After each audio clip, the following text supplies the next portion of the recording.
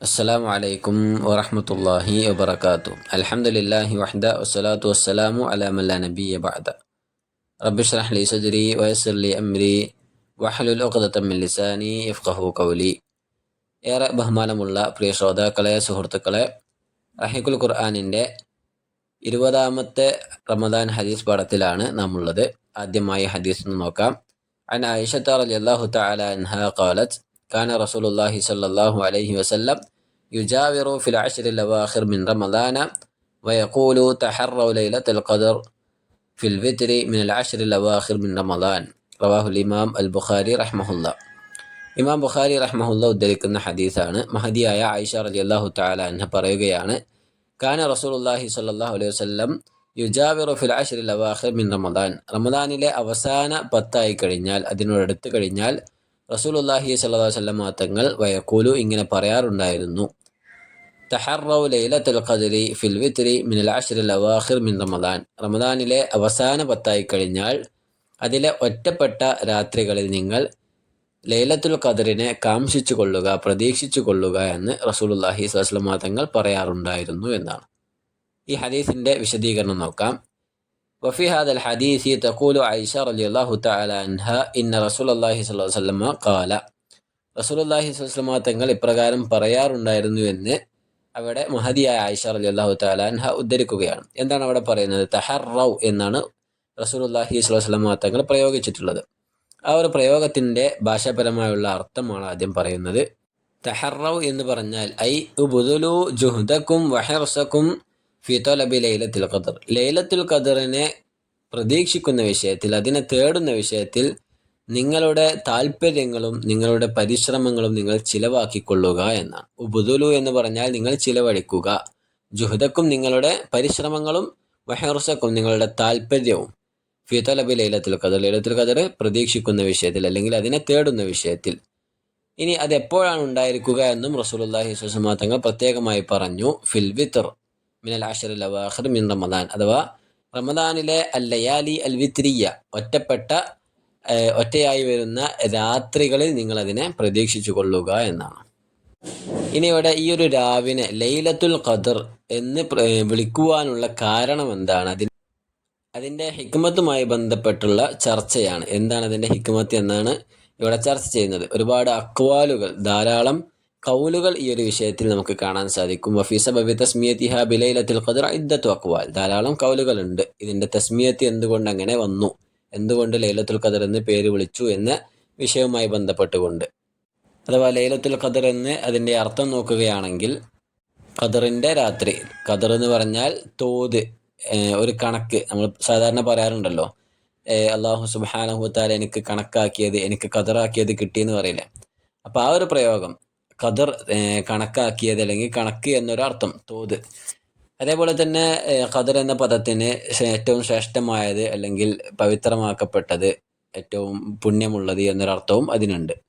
അപ്പോൾ ഈ രണ്ട് അർത്ഥവും അതിനുണ്ട്. അതിന് പുറമേയും ഭാഷാപരമായുള്ള അർത്ഥങ്ങൾ കാണാൻ സാധിക്കും. ഇവിടെ നമുക്കത് നോക്കാം. ഇവിടെ ഏറ്റവും സുപ്രധാനമായിക്കൊണ്ട് ഭൂരിഭാഗ പണ്ഡിതന്മാരും പറഞ്ഞ ഒരു ഹിക്മത്ത് എന്താണെന്ന് വെച്ചാൽ, അന്നഹ സുമ്മിയത് ബിലൈലത്തുൽ ഖദർ മിനൽ ഖദരി വഹുവ ഷറഫ്, അഥവാ ഏറെ പവിത്രതയുള്ളത്, ഏറെ ശ്രേഷ്ഠതയുള്ളത്, ഏറെ മൂല്യമുള്ളത് എന്നൊരർത്ഥത്തിൽ തന്നെ ആ രാത്രി അങ്ങനെ മൂല്യമുള്ളതായത് കൊണ്ടാണ് അള്ളാഹു അതിന് അപ്രകാരം പേര് നൽകിയത് എന്നാണ്. മറ്റൊരു റിപ്പോർട്ടായി നമുക്ക് കാണാം, വഖീല ലി അന്നഹു യുഖദ്ദറു ഫീഹാ മാ യകൂനു ഫീ തിൽക സന. ഈ ഒരു വർഷത്തിൽ അള്ളാഹു സുബ്ഹാനഹു വതആല ഖൽക്കുകൾക്ക്, സൃഷ്ടികൾക്ക് വേണ്ടുന്ന കാര്യങ്ങളെല്ലാം കണക്കാക്കി നിശ്ചയിച്ചു കൊടുക്കുന്ന രാവാണ് ലൈലത്തുൽ ഖദർ എന്നുള്ളത്. അതുകൊണ്ടാണ് ലൈലത്തുൽ ഖദർ എന്ന് പേര് വരാനുള്ള കാരണമെന്നാണ്. അഥവാ ആദ്യമേ അള്ളാഹു മനുഷ്യനെ സൃഷ്ടിക്കുന്ന സാഹചര്യത്തിൽ തന്നെ അവൻ്റെ എല്ലാ കാര്യങ്ങളും രേഖപ്പെടുത്തി വച്ചിട്ടുണ്ട്. എന്നാലും ഓരോ വർഷവും അതിൻ്റെ ഒന്നാം ആകാശത്തിലേക്ക് ആ ഒരു തോത്, ആ ഒരു കണക്ക് എന്താണെന്നുള്ളത് ഇറക്കി കൊടുക്കുന്ന ദിവസമാണ്, അത് രണ്ടാമതായി നിശ്ചയിക്കുന്ന ദിവസമാണ് ലൈലത്തുൽ ഖദർ എന്നുള്ളതാണ്. അതുകൊണ്ടാണ് അപ്രകാരം പേര് വിളിക്കപ്പെടുന്നത് എന്നൊരു അഭിപ്രായം കാണാൻ സാധിക്കും. മറ്റൊരു അഭിപ്രായം, വഖീല ലിഅന്ന ലിൽ ഖിയാമി ഫീഹാ ഖദറൻ അലീമ. ഈ രാവിൽ നമ്മൾ എഴുന്നേറ്റ് നിന്ന് നമസ്കരിച്ചു കഴിഞ്ഞാൽ ആ നമസ്കാരത്തിന് വളരെയേറെ വിലയുള്ള നമസ്കാരമാണ്, അതിന് നല്ല പ്രതിഫലം ലഭിക്കും. അതുകൊണ്ടാണ് ആ ഒരു പ്രതിഫലത്തെ സൂചിപ്പിച്ചുകൊണ്ടാണ് അല്ലാഹു സുബ്ഹാനഹു വ തആല ലൈലത്തുൽ ഖദർ എന്ന് പേര് വിളിച്ചിട്ടുള്ളത് എന്നാണ്. എന്തായാലും ഈ ഓരോ അഭിപ്രായങ്ങളാണ്, ഇതെല്ലാം ചേർത്ത് വെച്ചുകൊണ്ടുള്ളൊരു ആശയമാണ് നമുക്കതിൽ നിന്നും ലഭിക്കാൻ സാധിക്കുന്നത്. പിന്നെ ഇത് അല്ലാഹു സുബ്ഹാനഹു വ തആല നിശ്ചയിച്ച നാമമാണ്, അല്ലാഹു വിശുദ്ധ ഖുർആനിലൂടെ വിളിച്ച പേരാണ്. അതുകൊണ്ട് തന്നെ അതിൽ യാതൊരു അഭിപ്രായ വ്യത്യാസവും ഉണ്ടായിരിക്കേണ്ടതും ഇല്ല. അതിൻ്റെ ഹിക്മത്ത് പല രീതിയിൽ നമുക്ക് മനസ്സിലാക്കാം എന്ന് മാത്രം. ഇനി അടുത്തൊരു ചർച്ചയുള്ളത് വഖദ് ഇഖ്തുലിഫ ഫീ തഹ്ദീദി ലൈലത്തുൽ ഖദർ. ലൈലത്തുൽ ഖദർ എന്നാണ് എന്ന വിഷയവുമായി ബന്ധപ്പെട്ടാണ്. ഒറ്റപ്പെട്ട രാത്രികളാണ് എന്ന് പറഞ്ഞു. അത് ഏത് രാവുകളാണ്, 21-ാം രാവാണോ 23 27 എന്നിങ്ങനെയുള്ള അഭിപ്രായ വ്യത്യാസങ്ങൾ നമുക്ക് ഹദീസുകളിൽ തന്നെ കാണാൻ സാധിക്കും. നോക്കാം. വഅർജൽ അഖ്വാലി അന്നഹാ ഫി ഔതാരിൽ അശ്റിൽ അവാഖിർ കമാ ബയ്യനത്ഹാ അസ്സുന്നത്തുൽ മുതഹറ. റസൂലുള്ളാഹി സ്വല്ലല്ലാഹു അലൈഹി വസല്ലം തങ്ങളുടെ വചനങ്ങളും മറ്റുള്ള ഹദീസുകളുമെല്ലാം നമുക്ക് പഠിപ്പിച്ചു തരുന്നത് പോലെ തന്നെ അത് ഒറ്റപ്പെട്ട രാത്രികളിൽ കാംക്ഷിച്ചു കൊള്ളുക എന്ന് അതിൽ നിന്ന് നമുക്ക് മനസ്സിലാക്കാൻ സാധിക്കുകയുള്ളൂ. വഹുവ മദ്ഹബു ശാഫിഇയ്യ വൽ ഹനാബില വഖൗലുൻ ലിൽ മാലിക്കിയ്യ. ഇതാണ് ഇമാം ഷാഫിയുടെയും ഇമാം അഹ്മദ് ബിൻ ഹംബലിൻ്റെയും മാലിക്കി മദ്ഹബുകാരുടെയും എല്ലാം തന്നെ വിശ്വാസം. അവരുടെ മദ്ഹബ് അത് തന്നെയാണ്. വഖ്താറഹു ഇബ്നു തൈമിയ്യ വസ്സൻആനി. ഇമാം സൻആനിയും ഇബ്നു തൈമിയയും ഇബ്നു ബാസും ഇബ്നു ഉസൈമീനും എല്ലാം തന്നെ ഈ ഒരു അഭിപ്രായമാണ് സ്വീകരിച്ചിട്ടുള്ളത്. മറ്റൊരുപാട് അഭിപ്രായങ്ങൾ കാണാൻ സാധിക്കും. അതായത് അവസാന 7 കാത്തുകൊള്ളുക, അല്ലെങ്കിൽ 27-ാം രാവിൽ പ്രതീക്ഷിച്ചു കൊള്ളുക എന്നൊക്കെ കാണാൻ സാധിക്കും. പക്ഷേ ശരിയായ അഭിപ്രായം ഹദീസുകളിൽ നിന്ന് നമുക്ക് മനസ്സിലാക്കാൻ സാധിക്കുന്ന അവസാന 10 ഒറ്റപ്പെട്ട രാവുകളിൽ നിങ്ങൾ കാംക്ഷിച്ചു കൊള്ളുക എന്നത് തന്നെയാണ്. ആ രീതിയിൽ തന്നെ മനസ്സിലാക്കുന്നതാണ് അതിൻ്റെ ഏറ്റവും അഭികാമ്യമായുള്ളത്. അതിനെ സൂചിപ്പിക്കുന്ന ഒരു ഹദീസ് നമുക്ക് ചേർത്ത് വായിക്കാം. عن أبي سعيد الخدري رضي الله تعالى عنه قال خطبنا رسول الله صلى الله عليه وسلم فقال. അബൂ സഈദ് അൽ ഖുദ്രി റളിയല്ലാഹു തആല അൻഹു പറയുകയാണ്, അല്ലാഹുവിൻ്റെ റസൂൽ സല്ലല്ലാഹു അലൈഹി വസല്ലം തങ്ങൾ ഞങ്ങളോട് ഒരിക്കൽ ഖുത്ബ പറഞ്ഞു. ഇന്നി ഉരീതു ലൈലത്തുൽ ഖദർ. എനിക്ക് ലൈലത്തുൽ ഖദർ എന്നാണ് എന്നുള്ള കാര്യം എനിക്ക് കാണിക്കപ്പെടുകയുണ്ടായി. വ ഇന്നി നുസീതുഹ ഔ ഉൻസീതുഹ. പിന്നീട് ഞാനത് മറക്കപ്പെടുകയും ചെയ്തു, എന്നിൽ നിന്നും മായ്ക്കപ്പെട്ടു എന്നർത്ഥം. ഫൽതമിസുഹ ഫിൽ അശ്റിൽ അവാഖിർ മിൻ കുല്ലി വിത്ർ. റസൂലുള്ളാഹി സ്വല്ലല്ലാഹു അലൈഹി വസല്ലം തങ്ങൾ അവസാനം പറയുകയാണ്, അതുകൊണ്ട് തന്നെ നിങ്ങൾ റമദാനിലെ അവസാന 10 ഒറ്റയായ രാവുകളിൽ നിങ്ങൾ അതിനെ പ്രതീക്ഷിച്ചു കൊള്ളുക എന്ന് ഈ ഒരു ഹദീസിൽ കാണാൻ സാധിക്കും. മുത്തഫഖുൻ അലൈഹിയായ ഹദീസാണ്. അതുകൊണ്ട് തന്നെ ആ ഒരു ഖൗലിൽ നിൽക്കുന്നതാണ് ഏറ്റവും ഉത്തമമായുള്ളത് എന്നതിലൂടെ നമുക്ക് മനസ്സിലാക്കാൻ സാധിക്കും. ഇനി ഇത് അല്ലാഹുവിൻ്റെ റസൂൽ സ്വല്ലല്ലാഹു അലൈഹി വസല്ലം തങ്ങൾക്ക് മറപ്പിക്കപ്പെട്ടത് എന്തുകൊണ്ടാണെന്ന് വെച്ചാൽ മിൻ ഹിക്മത്തില്ലാഹി തആല, അത് അല്ലാഹുവിൻ്റെ ഒരു ഹിക്മത്താണ്. അന്നഹു അഖ്ഫാഹ അനിന്നാസ്, അത് ജനങ്ങളിൽ നിന്നും ഗോപ്യമാക്കുക എന്ന അള്ളാഹുവിൻ്റെ വലിയൊരു ഹിക്മത്ത് തന്നെയാണ് അതിൻ്റെ പിന്നാമ്പുറത്തുള്ളത്. ലികൈ യജ്തഹിദു ഫിൽ ഇൽതിമാസി ഫിൽ ലയാലി. ആ ഒരു ഇൽത്തിമാസ്, അതിനെ പ്രതീക്ഷിച്ചുകൊണ്ട്, അതിനെ തേടിക്കൊണ്ട് ഒറ്റപ്പെട്ട രാവുകളിൽ അള്ളാഹുവിൻ്റെ അടിമകൾ അള്ളാഹുവിലേക്ക് അടുത്തുകൊള്ളട്ടെ എന്ന അള്ളാഹുവിൻ്റെ ഏറ്റവും വലിയ ഹിക്മത്താണ് അതിൻ്റെ പിന്നിൽ നിന്നും നമുക്ക് മനസ്സിലാക്കാൻ സാധിക്കുന്നത്. ഫയുക്സിറു മിനൽ ഇബാദ, ധാരാളം ഇബാദത്തുകൾ അവർ ചെയ്യട്ടെ. അല്ലതി തഊദു അലൈഹിം ബിന്നഫ്, അവർക്ക് ഉപകാരം ചെലുത്തുന്ന രീതിയിൽ അവർ ധാരാളം ഇബാദത്തുകൾ ചെയ്യുവാൻ വേണ്ടി അല്ലാഹു സുബ്ഹാനഹു വ തആല അത് ഗോപ്യമാക്കി വെച്ചതാണ് എന്ന് ഇതിലൂടെ ഹിക്മത്തായി നമുക്ക് മനസ്സിലാക്കാൻ സാധിക്കും. ഇനി അതേപോലെ തന്നെ ലൈലത്തുൽ ഖദറിൻ്റെ അടയാളമായിക്കൊണ്ട് പണ്ഡിതന്മാർ പറയുന്നുണ്ട്, മിൻ അലാമാത്തി ലൈലത്തുൽ ഖദർ. ലൈലത്തുൽ ഖദറിൻ്റെ അടയാളമായിക്കൊണ്ട് ഇങ്ങനെ കാണാൻ സാധിക്കും. അന്ന ശംസത തലഉ ഫീ സബീഹതിഹാ സാഫിയതൻ ലൈസ ലഹാ ശുആഉൻ. സൂര്യൻ ഉദിക്കുമ്പോൾ അതിന് ശക്തമായ രീതിയിൽ പ്രകാശമില്ലാതെ, സാധാരണയുള്ള ആ ഒരു പ്രകാശമില്ലാതെ കുറച്ചുകൂടി ഒരു പ്രകാശം കുറഞ്ഞ രീതിയിൽ ഉദിക്കുന്നതായി കാണാൻ സാധിക്കും. അങ്ങനെ ഉദിക്കുകയാണെങ്കിൽ അതിൻ്റെ രാവാണ് ലൈലത്തുൽ ഖദറിൻ്റെ രാവ് എന്നും ഒരു ഹദീസിൽ, ഇമാം മുസ്ലിം ഉദ്ധരിക്കുന്ന ഹദീസിൽ ഉബയ്യ് ഇബ്നു കഅബ് റളിയല്ലാഹു തആല അൻഹു പറയുന്നതായിട്ട് കാണാം. അദ്ദേഹം പറയുകയാണ്, അഖ്ബറനാ റസൂലുള്ളാഹി സ്വല്ലല്ലാഹു അലൈഹി വസല്ലം അന്നഹാ തത്ലുഉ യൗമഇദിൻ ലാ ശുആഅ ലഹാ എന്ന്, അഥവാ പ്രകാശമില്ലാത്ത രീതിയിൽ സൂര്യൻ ഉദിക്കുന്ന അതിൻ്റെ രാവിലാണ് ആ ഒരു ദിവസം, ആ ഒരു രാവ് ലൈലത്തുൽ ഖദർ ഉണ്ടായിരിക്കുക എന്നൊരു ഹദീസ് കാണാൻ സാധിക്കും. അപ്പോൾ ഇതൊരു അതിൻ്റെ അലാമത്തായിക്കൊണ്ട്, അടയാളമായിക്കൊണ്ട് നമുക്ക് സ്വീകരിക്കാം എന്നർത്ഥം. അടുത്തതായി ലൈലത്തുൽ ഖദറിൻ്റെ ശ്രേഷ്ഠതയുമായി ബന്ധപ്പെട്ടുകൊണ്ട്, ഫദലുമായി ബന്ധപ്പെട്ടുകൊണ്ട് പണ്ഡിതന്മാർ പറഞ്ഞു വെക്കുന്ന 4-5 കാര്യങ്ങളാണ്. നോക്കാം. ആദ്യമായി ഉൻസില ഫീഹ അൽ ഖുർആൻ.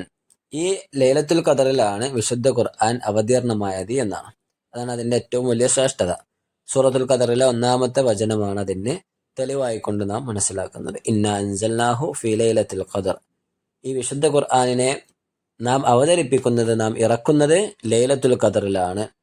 ഈ ലൈലത്തുൽ ഖദർ എന്ന രാവിലാണ് അല്ലാഹു സുബ്ഹാനഹു വ തആല വിശുദ്ധ ഖുർആനിനെ പരിപൂർണമായും ഒന്നാം ആകാശത്തിലേക്ക് ഇറക്കുന്നത് എന്നാണ്.